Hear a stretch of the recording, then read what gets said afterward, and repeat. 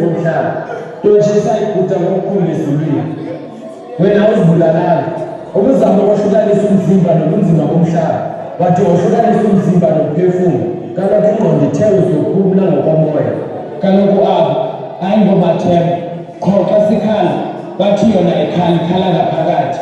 ukanti abazi ukuba mangaphi amathula apha izinhliziyo zethu bathi masithule singakhali uzumale ngoxolo kodwa inhliziyo zethu ngawe ziyohlala zibalisa amathemba ethu sonke aphaphathekile imiphefumulo idakumbili uzinyathele ngocophelelo qhubeka uzungabheki thina sosheka sikukhumbule eyakho indima uyidlalile onamehlo ubonile notshaba lukholiwe ntomdala ngicela unike ithemba kaloku akukholeleki ukuba emhlabeni akasekho belithe ithemba libulala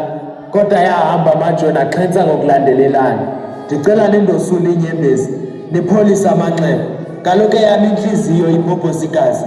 kaloku yena akazibulalanga nto nje ebezama ukohlukanisa umphefumulo nezinto zomhlaba de wohlukanisa umphefumulo nenyama lala uphumle eliweni lakho kaloku elo likhaya lakho lokugqibela lala uphumle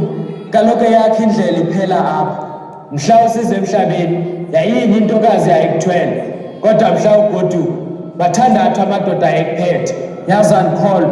ukuba elo ncumo labo belukuthuthuzela lukukhaphela emathuneni